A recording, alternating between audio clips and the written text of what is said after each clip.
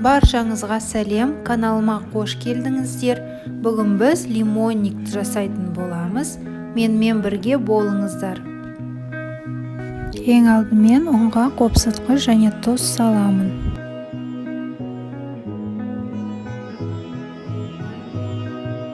Содан соң барлығын жақсылап тұрып араластырамыз. Қаймақтың ішіне біз қантты саламыз.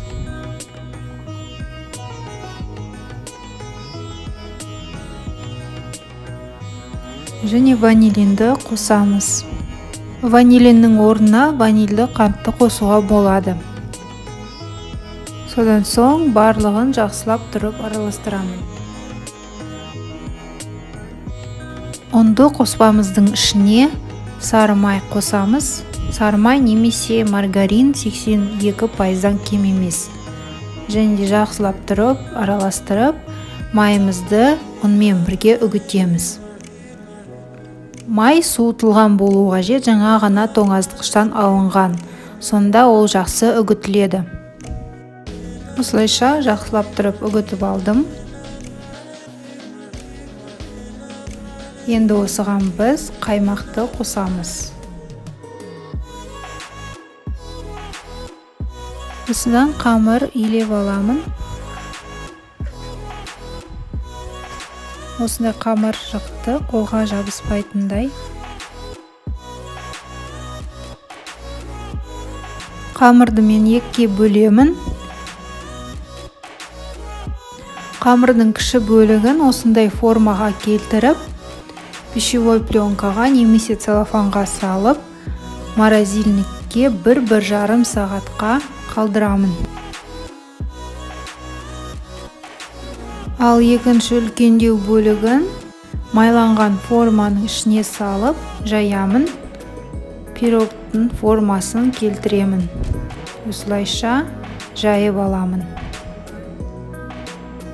Осындай болып шықты. Енді оны 1-1,5 сағатқа тоңазытқыштың ішіне қоямын.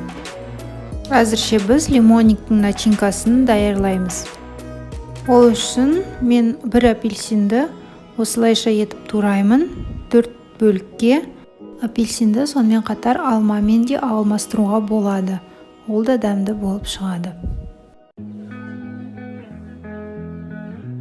Лимонның цедрасын үккіштен өткізіп аламын. Оның тек сыртқы бөлігін ғана өткізу қажет, ақ бөлігіне тиіспеңіздер, ол ащы дәм береді.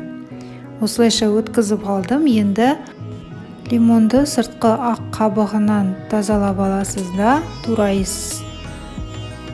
Сүйектері бар болса алып тастайсыз. Міндетті түрде жақсылап тұрып тазалап алыңыз, сонда ащы дәм бермейтін болады. Содан соң осының барлығын бір қалыпты күйге шейін блендермен үгітемін.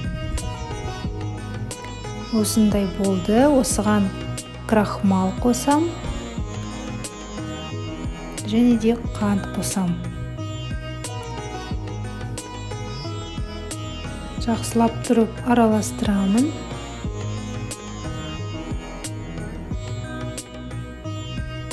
Крахмал біздің начинкамызды қоюлататын болады. Содан соң біз начинкамызды пісіретін боламыз. Қоюланғанша осылай араластырып тұру қажет. Джем секілді осындай қою болу қажет. Енді отты сөндіріп, толығымен суытатын боламыз. 1,5 сағат өтті. Қамырымызды тоңазытқыштан алып, начинкамызды саламыз.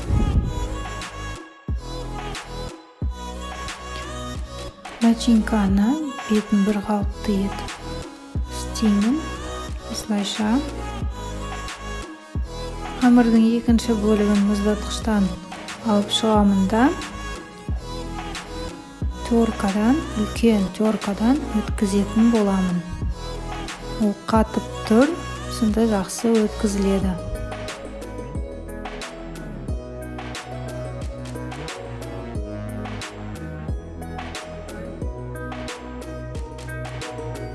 Осылай етіп өткізіп алдым. Енді оны пешке 190 градусқа 25-30 минутқа қойып қоямын. Лимонник піскен кезде оны толығымен суытып аласыз. Біздің лимоннингіміз дайын болды. Песочный қамыры өте керемет, жұмсақ.